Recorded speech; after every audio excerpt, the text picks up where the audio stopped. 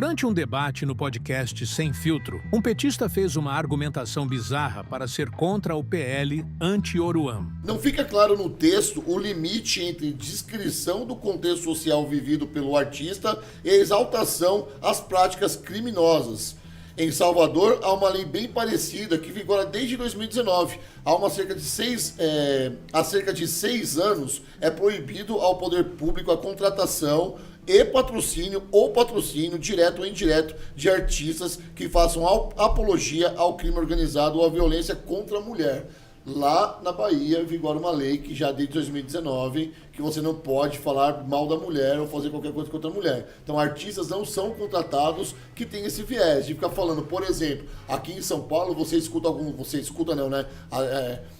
a fim de pesquisa, você coloca alguns funks que falam sobre mulher que toma soco na costela, que puxa o cabelo, que pisa nela, e toma soco na costela, que não sei o que lá. E eu vejo mulheres cantando isso. Na Bahia, quando isso começou a tomar proporção, veio uma lei e falou, opa, aqui não. Uma belíssima pergunta, Leandro. Você acha que esse tipo de música é arte também? Eu acho que se a gente for restringir acesso a dinheiro público para algumas linguagens em função da forma como elas tratam públicos específicos, a gente tem que fazer com que isso valha para todos, todas e todes, Renato. Meu Deus do céu. Ele tá liso, né? Ele vai sair. Ele sabonetou, mas não disse aqui. Você acha que então uma lei que fala. Uma música que fala para dar soco na costela da mulher, que para bater, para pisar nela, etc. Você acha ok? Uma liberdade artística? Isso acontece na linguagem do funk, inclusive, né? Sim. Nos morros cariocas, isso acontece, tá lá no funk. E é a realidade do baile, né? Assim como eu acho que você falar assim, nós vai descer pra BC, nós vai torar você, os bombonzinhos tão bronzeando e eu vou morder... Não tem consenso algum. Não tem consenso algum da parte da mulher em aceitar isso. E é sertanejão que você vai lá no Vila Mix curtir todo final de semana. Ele vem com os argumentos. É bom. Uma volta, né? Pra defender que o cara possa. Não, cara, defender se alguém falar pra mim assim, nós vai torar você, eu vou ficar com Leandro, medo. Só na última fala. É apologia ao sexo? É apologia. Nós vamos torar você. É apologia ao sexo? É uma apologia a uma cultura que existe, que está lá descrita e que age assim, mas é descritiva da realidade dessas pessoas. Tem que ser enquadrado num artigo específico. Tem que ser. A pessoa tem que ter liberdade para cantar isso. A questão é, eu também acho que o Oruan cantar isso nos permite, o Oruan e o pessoal do Vai Descer pra BC, que tocou no Réveillon de São Paulo, né? Eu acho que é bom porque a gente pode debater esse tema, né? Então tem que... Leandro, você parabenizou o MBL na última fala? Era isso que por quê? Você falou que tem uma comunicação boa, não sei o que, você não falou isso? Não, eu você parabenizou. Parabenizou. Não, entendi, barbarizou. Não barbarizou, não. Parabenizou. E eu agradeço o elogio, porque a principal missão, como eu disse aqui, é fazer com que as pessoas olhem o estado de coisas que a gente está e ver que o Brasil se tornou um narco-estado. E passar a olhar a situação de segurança pública no Brasil como o estado de coisas terrível que a gente vive, que a gente precisa tomar medidas duras contra o crime, de aumento de pena, de prisão, de decretação de guerra ao narcotráfico, pois são invasores no território brasileiro. Acho que é bom que as pessoas estão olhando para isso e não normalizando, que esse é o primeiro passo. O primeiro passo é a gente parar de normalizar condutas que não são legais, olhar para isso, se escandalizar com isso, protestar com relação a isso e assim pedir para que o poder público tenha leis mais efetivas e mais duras e rígidas contra o crime organizado, assim como El Salvador fez, né? Rodolfo, você sacou essa que ele começou assim, a principal missão. Eu acho que a gente precisa de um projeto de lei podcast sem partido, hein, cara?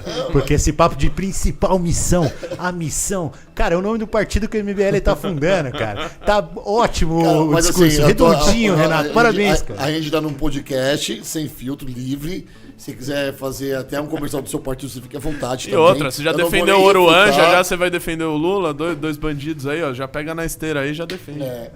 Vamos continuar com esse assunto, porque não tem como a gente falar de lei anti-Oruan e não migrar um pouco para a segurança pública. O Oruan, ele foi preso na semana passada, dando um cavalinho de pau na frente de uma viatura. O Orochi, né, que teve lá na delegacia, Orochi, um outro trapper, teve na delegacia, pagou a fiança dele de 60 mil reais, ele foi libertado. No dia seguinte, ele lançou o videoclipe dele, ou seja, o marketing dele funcionou. Ele usou o Estado a seu favor, ou seja, ele brincou ali com o Estado, né? Me prendem aí que vocês vão fazer parte da minha campanha. Isso por si só já deveria ser um crime, é uma opinião minha. Mas nós vivemos, Leandro, num estado onde as leis são brandas de verdade, ou tá tudo dentro da normalidade no Brasil, no seu modo de pensar? Tá tudo dentro do que a história do Brasil permite estar, porque nós tivemos um país que teve 388 anos de escravidão, nós tivemos um país que teve... Nossa, a escravidão tem a ver com a quantidade de homicídio que a gente tem?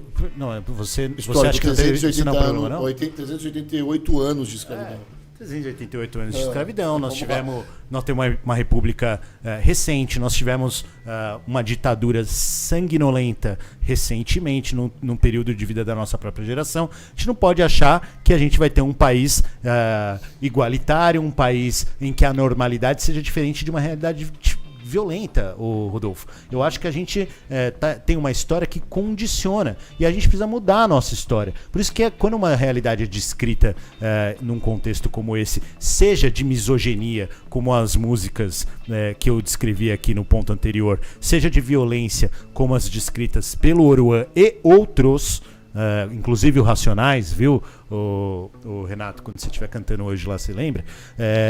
A gente tem que trabalhar para mudar essa realidade e não para fazer com que ela seja eterna. Agora, essas mudanças não vão se dar por canetada de lei que proíbe alguém de se apresentar em tal ou qual município, né? Elas vão se dar por mudanças estruturais, pelo melhor equilíbrio da distribuição de renda, pelo desenvolvimento econômico sustentável, né? Eu vou fazer aqui o programa do meu partido igual o Renato fez o dele.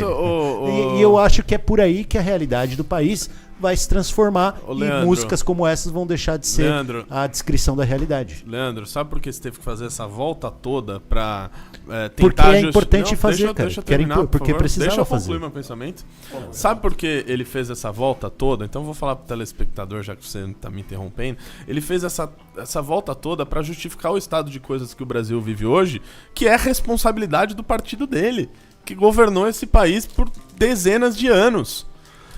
E aí ele tenta justificar, olha a historinha que ele contou, que a escravidão e a história e não sei o que, isso condicionou o país a ser assim, como se a história do Brasil, ela fosse a história de 400 anos atrás, fosse responsável pelo estado de coisas que a gente vive hoje. Eu vou te dar um caso de um outro país. Um país que viveu mais de 60 anos em guerra, que depois... Salvador de novo não, né? Pô, você não quer ouvir o maior case de segurança pública do mundo? Deixa eu terminar. Um país que viveu mais de 70 anos em guerra, que depois teve 2 partidos corruptos se alternando no poder, se tornou a capital mundial do crime.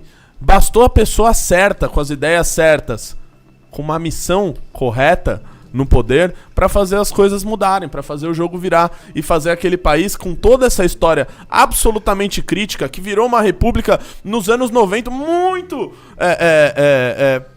parecido aí com o Brasil, e bastou a pessoa correta, com as leis corretas, com o enfrentamento correto, para mudar a realidade.